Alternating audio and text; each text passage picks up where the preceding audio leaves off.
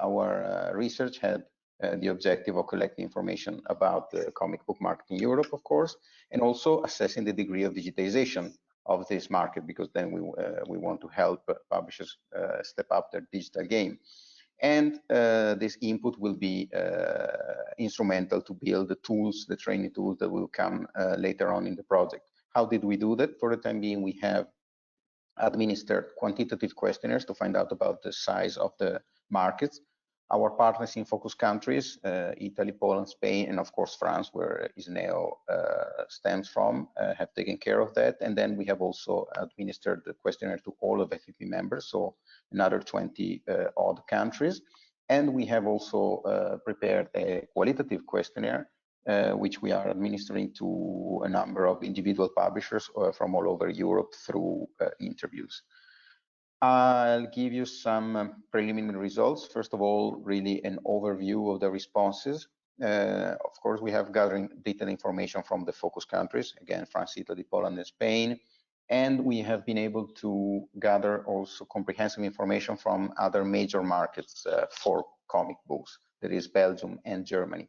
And then we have found a little information about, as I said, another almost 20 countries from our membership. And first of all, we have figured out, maybe for you it won't come as a surprise, that the comic book market is significant, but only in a limited number of territories and countries. Detailed information on comic book sales, and especially in digital, is very difficult to find. This is no exception. Also, information on digital sales of books in general is difficult to find. Comic books publishing is, to an extent, a niche sector, and often it has relatively weaker links with the rest of the sector, also in association terms. So sometimes comic publishers are not necessarily members of national associations, which makes it a bit more difficult for us to reach out to them. And in most cases, the digital penetration in the sector is very low. So it's confirmed that there is a need for some support to step up the digital game. Going a bit more into the substance of what we find out from the quantitative point of view, data from the main markets we surveyed show that the big markets, France, Germany, Italy, Spain, produce some 3,000–4,000 new comic titles per year. Here we're talking print, with France coming on top of the ranking. Mid-size markets such as Belgium and Poland have 1,000 to 2,000 titles per year, with Belgium, since it's a relatively small country, punching above its weight in terms of number of titles. There are between 100 and 400 comic book publishers in most of these major markets. Again, France is the one that has the most. Few publishers in Spain, less than 50, even though the production is comparable to other large markets. Poland also has less than 50, and Belgium has 75. Again, a large number compared to the size of the country. Turnover, in most cases, in the large markets where comics are relevant, they represent 2 to 6% of publishers' sales. But there are notable exceptions. In France, comic books represent 15% of the market, and in French-speaking Belgium, comic books make up 1/3 of publishing revenues. This doesn't mean 1/3 of all books sold in the country, but it's 1/3 of the revenue of French-speaking Belgian publishers. Average prices range between 7.5 and 15 euros, but there is no clear link between the average price and the country's income. And digital catalogs, the situation is very varied. There are between a few and several thousand titles available in Italy, Spain, Germany, also in Belgium, but there are more than 20,000 digital titles available already on the French market, whereas there are very few for the time being in Poland. More on the quantitative side for other markets, then we'll see later the detail country by country. But overall, we've seen, again, that in terms of production, very little information is available, likely hundreds of titles per year. At best, publishers are often very few. In some countries, there are barely any comic book publishers. Turnover is a very small share of the market. In most cases, already Luke told us it's less than 2%, although there are a few exceptions. The market is a niche market, mostly based on imported titles, and the level of digitization is very low. Digital presence, so a few results from the qualitative questionnaires. Digital presence and strategy of the publishers we have interviewed.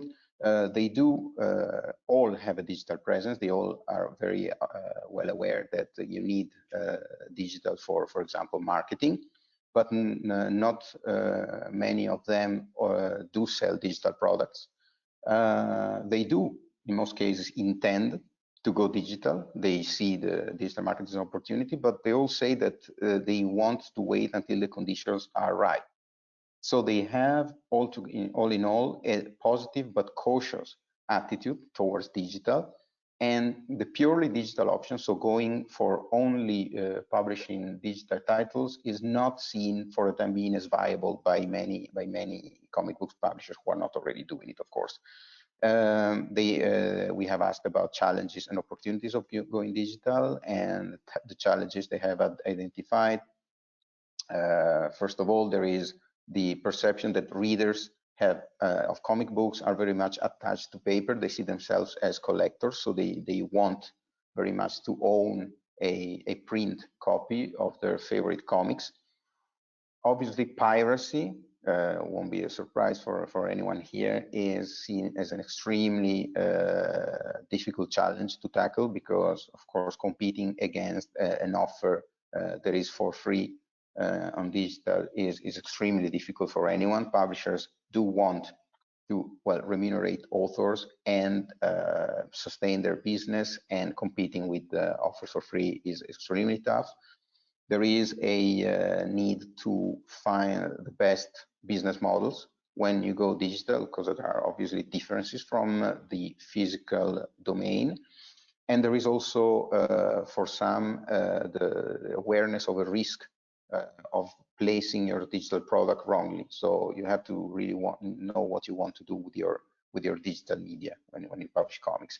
And then webtoons that Luke already mentioned have been perceived already by several publishers that we interviewed as a potential, well, let's say, threat to their market, because there are very aggressive policies of conquering European markets on behalf, for example, in this case, of Korean publishers. And still, many people we interviewed see digital as an opportunity. They would really like to take up this opportunity, but they need to have the right conditions. Therefore, there is definitely an interest in a dedicated platform if it were available. We've been told that they would like it to be accessible, fair, effective, and supportive from a technological point of view. Why? Because one thing that everyone basically agrees on is that in order to go digital, you need investments. It's really not true that going digital is as easy as creating a file and putting it out there. That's maybe what a pirate can do, but a professional publisher that wants to build a sustainable business and remunerate his or her authors also from digital sales needs a solid plan and needs strong investments. So any support from that point of view will be welcomed by the publishers that we have interviewed.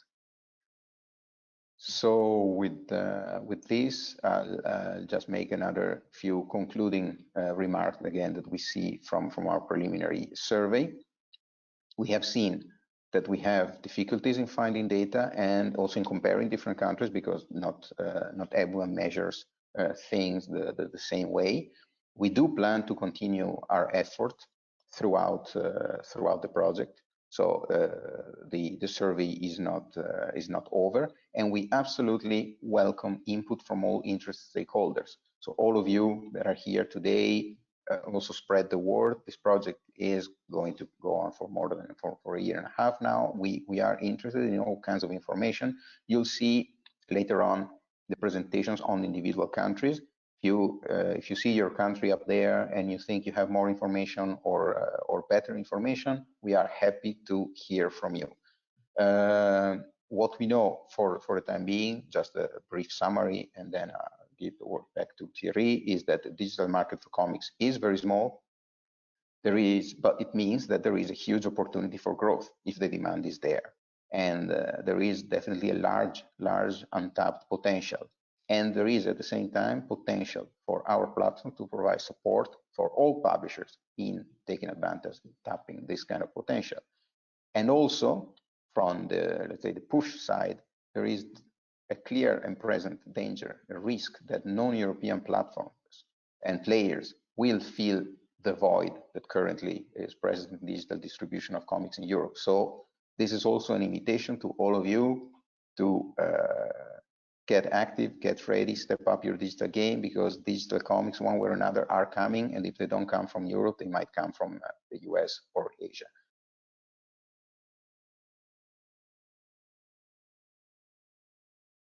Hello and welcome to Dizzy Learning. Dizzy Learning module aims to provide a toolkit to launch and develop a digital comic portfolio.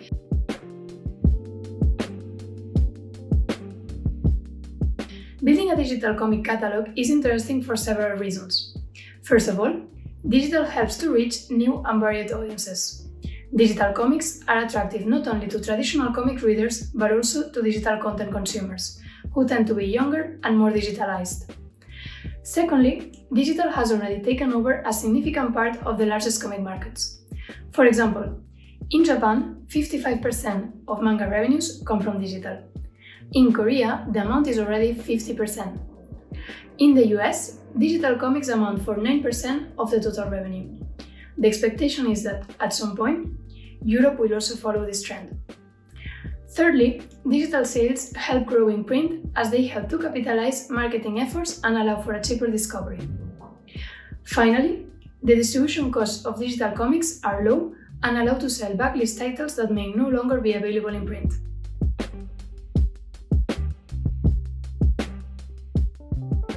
The first thing to be checked is the extent of the available digital catalog. In this regard, an inventory needs to be done with regards to the number of titles for which the digital rights are already available, and the number of digitalized volumes. By digitalized volumes, we mean the number of comics already available in PDF or JPEG format. Another point to consider is the territorial scope of digital rights. The scope of these rights is specified in the main contract and determines where the publisher can sell the comic. As an example, the rights can cover the whole world or be country-specific.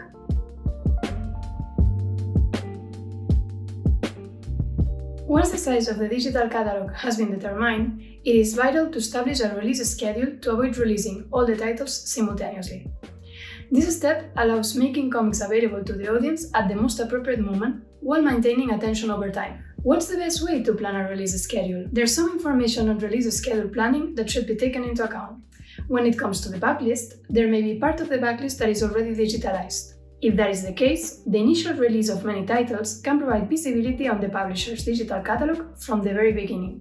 Additionally, on a general basis, it is better to launch all the volumes and chapters included in one series at once, as this helps to capitalize on marketing efforts. For the non-digitalized backlist, the digitalization process can be planned according to a release schedule. In these regards, it is important to consider three aspects. First of all, some public institutions are interested in the digitalization of books catalogs and provide monetary support to publishers. It is important to check one's eligibility for this kind of help. Secondly, there are always events and possible future trends that could match with the comics topics.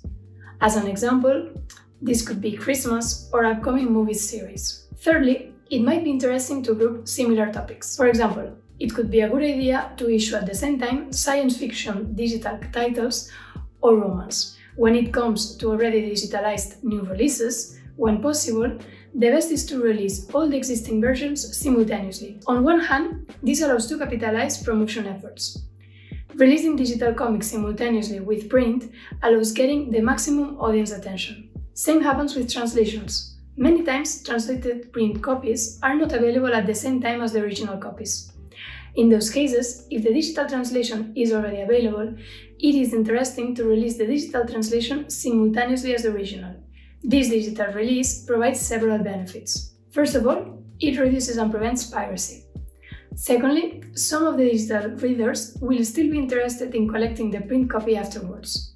For example, the last chapter of Attack on Titan, which was released digitally, had a tremendous success. Still, this digital success has not prevented the printed volume from getting a lot of attention and sales.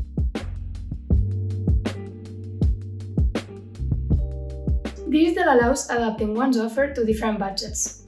In this regard, digital comics can be read after buying them individually or as part of a subscription. When it comes to single purchase, the user gets permanent access to the volume as long as the platform exists. With regards to subscription formats, they provide access to many titles in exchange for a fixed amount, generally paid every month. Titles are usually only available to the user while he pays for the subscription. In these regards, users do not own the titles. This kind of option makes sense when the user can access a large amount of content for a reduced price.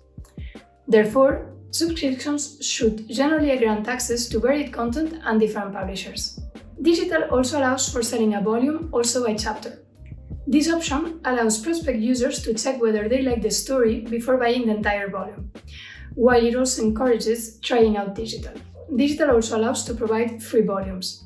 This can be interesting for all backlist titles. If the titles are part of a long series, providing the first volume for free can attract new readers. The extent of the available business options depends on the platform where the books are sold. The available channels are going to be described in Module 3 of this e-learning series.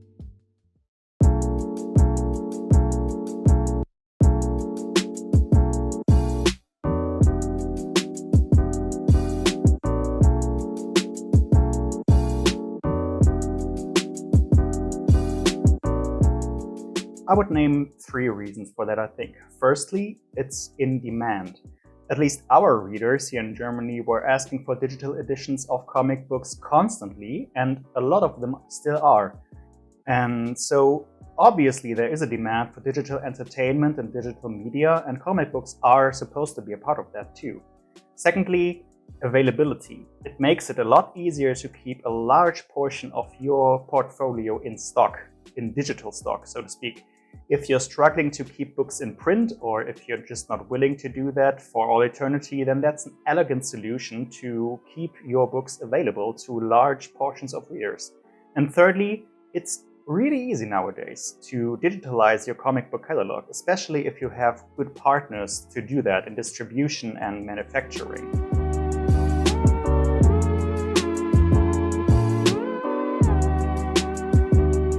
The only real issue that we had was finding the right balance between file size and readability of the books. So the digital editions we use at Splitter are made from the print files of our comic books. So of course we cannot upload just the print PDFs onto the web. We have to compress them somehow. And striking a balance between clearness of picture and brilliance of color, etc., as well as file size, so the web shops wouldn't complain that the files that we provide them with are too large, was a bit tricky at first. But after some experimentation and a few couple trial and error runs, we're really happy with the result right now.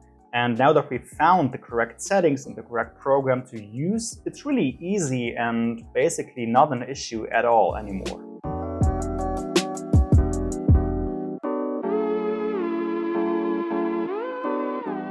Three recommendations that I would have for a publisher are, firstly, establish a workflow as soon as possible.